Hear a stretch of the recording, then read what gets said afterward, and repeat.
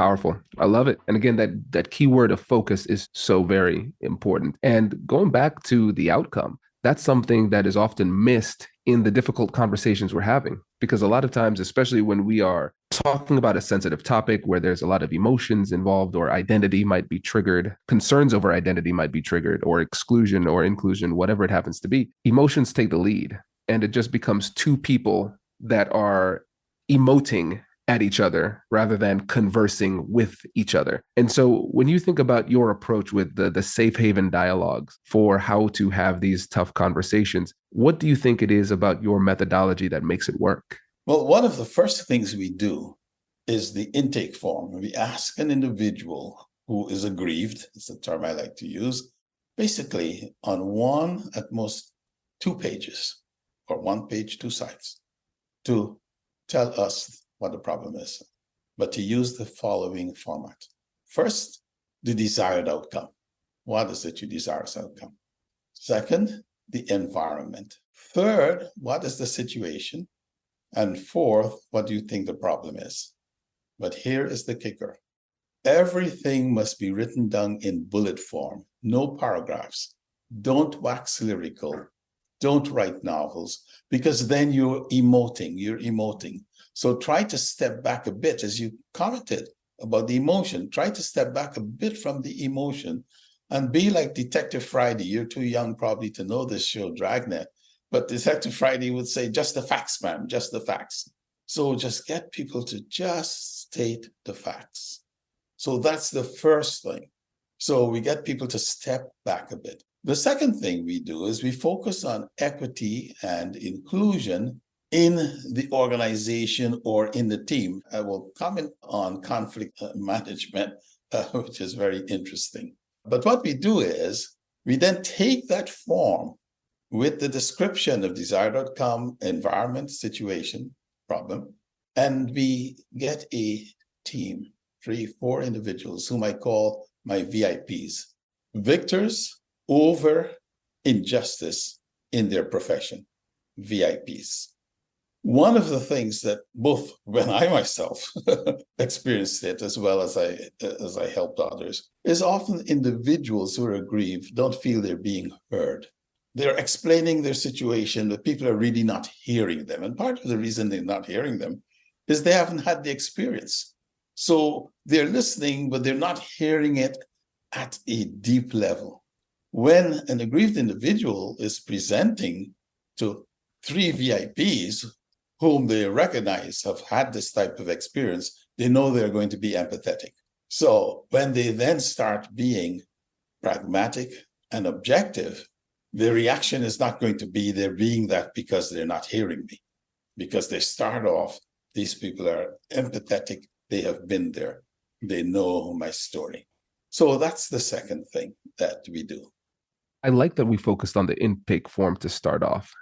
It reminds me of when I was mediating the team. We put a lot of thought into how the intake form was created, because it's not just about getting the information so you could do a good job of, as a communicator, a deal maker, a mediator, or a leader, whoever you happen to be in that context. But it also gives the other person an opportunity to be heard. And I think that's one element that's often overlooked in all of this, because even at the beginning, even though I said a lot of these conversations just end up with people emoting, I want to make sure that I'm very clear on the fact that emotions will always play a role in this. And we have to be able to manage those emotions if we're going to be successful in it. And there's a difference between hearing somebody and making somebody feel heard. Two different things. And the aggrieved party needs both in order to feel as though the solution and the process itself was equitable. And I think that's one of the major things that I love about this methodology, is that the process itself is equitable. At the end of the process, the person might not get what they wanted with specificity or precision, but they can at least feel as though they were respected and included and treated fairly throughout the process. And if you can achieve that, we can still move forward even though we don't agree on everything. What you've said is just so important. And I put it in one word: feeling valued. I was valued enough. They took time to really listen and try to understand. I have been valued. And I have observed that throughout my long career, that often people are not valued.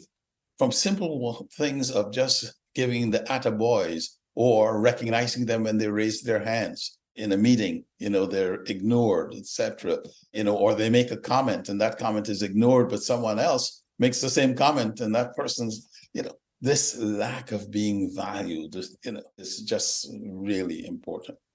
Yeah. So this for me was very important, as you do in the intake form, very important. And having a process that signals you're going to be heard. You might not like what you hear, but you will be heard.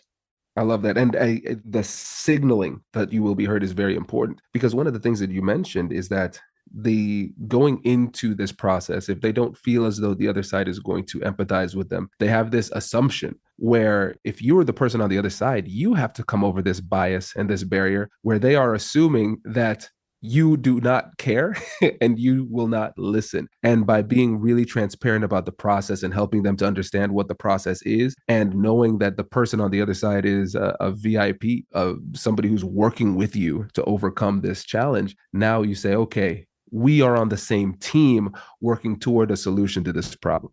Yeah. Then the next thing we do is we take a very practical approach to looking at the culture that this person is experiencing, which may be different from what is written on the website, what is written in the annual report. The culture the individual is experiencing may be very different. And so we look at it from a viewpoint of equity and inclusion. And we look at it in very simple ways. Equity. We ask 3 questions. Are there individuals who seem to be favored? Doesn't matter what they do, they're not criticized. They seem to get the better opportunities, etc. Are they favored individuals? The processes, are they transparent? Are they open to everyone? The HR processes, for example, are they transparent? And the third one are the prospects. Is there a clear relationship between performance and recognition, promotion, etc.? 3 simple things. And those are the things that usually affect people when it comes to equity. Forget about all of the very detailed, and you're a lawyer, legally written policies that are there. At the end of the day, if I'm looking around and John or Mary, every time there's a great opportunity is being called upon and I have similar capabilities and, it's never coming my way, or John and Mary make errors and they're not criticized, but when I make an error, the whole company knows about it. And I make a very simple statement, as a matter of fact, is that equity is that which you see. You can see those behaviors. And inclusion is that which you feel. So for inclusion, I find that it's easier to look at exclusion. So I use the microaggressions, micro assaults, micro insults, and micro invalidations. If someone insults me, no matter how they try to disguise it, I feel it. It doesn't matter how they say it, I feel it. If someone, treats me less than my capabilities, is passing me over and going to others with less achievements, micro invalidations, I feel it. I don't have to look very far. So I use those simple things. The 3 things that you can see, 3 things you can feel: micro assaults, micro insults, micro invalidations. And when you do that, that aggrieved individual knows that it's real. It's dealing with the culture that they are experiencing. It's not dealing with the policies of the company, etc., that are not being observed in the culture, that microculture in which that individual is living. I want to lock in on some semantics here. The word choice is really powerful, because a lot of times when we talk about culture, and the definition I like to use for culture is the way that we do things. Just there are different cultures. We have, Guyana versus America, but then we have Ohio versus Michigan, but then we have individual households and everything like that. Everybody has different cultures, and even department to department, you're going to have different cultures. And you didn't say what culture do they find themselves in, or what is the culture that they are like, what is their departmental culture or company culture? You said the culture that they are experiencing. I want to give you an opportunity to highlight why that word choice is so important. It is very important because what struck me is that you can go to the website and get this wonderful description about the culture of the company. And you can go, if you take a university, this is probably the best example. You have this wonderful, and then you see that actually things are done and people experience them differently in one college versus another, and within that college in one department versus another, and within that department in one subgroup versus another. So it doesn't matter what is described and what is aspired to and what the overall gestalt may be. What is important is what that person is experiencing with respect to what is being done and what that person is being allowed or not allowed to do. That's the culture. Brilliant. Brilliant. And again, it gives us all an additional layer of analysis when we find ourselves in these situations. We can have the aspirational culture. This is what we aspire to. We can have the actual culture, what is actually happening, the observable tendencies that we see, but then the experienced culture, that's very different. And we need the person to share that, but we need to create an environment where they feel a level of psychological safety that allows them to share that, so we can make the necessary adjustments as an organization so people can feel included and as though they're treated fairly too. I really love that categorization. Aspirational, actual, experience.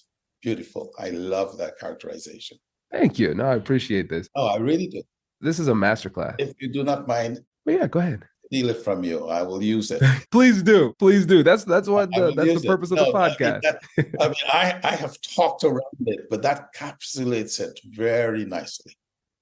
Thank you. It means a lot. I appreciate that. And I'm excited to see where this goes too, because you've been doing this work for a long time, and to see it encapsulated in a book so well articulated and so clear, I think this could give guidance to a lot of other practitioners in the industry so they can have a lot more success. And I think joy in that process too, because a lot of times it feels like we are it's the myth of Sisyphus, just pushing that boulder up the hill and never feeling like we're making any progress. And so I love the practicality and methodology here. And before you go, I want to give you an opportunity again to let folks know where they can get the books, how they can work with you, and about the courses that you've created as well.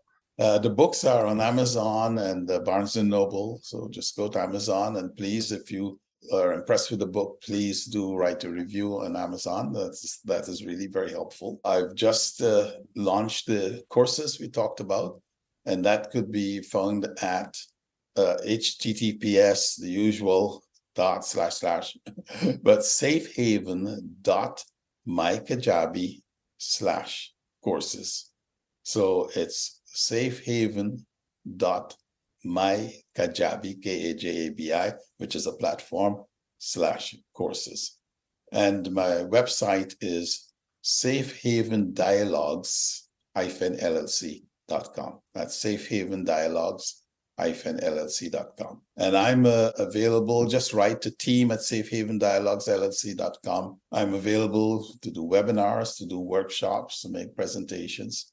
So look forward to hearing from you. I love it. And don't worry, listeners, we will have each and every link in the description of the episode to make it really easy. Frank, this was an absolute masterclass. Really appreciate you joining us today.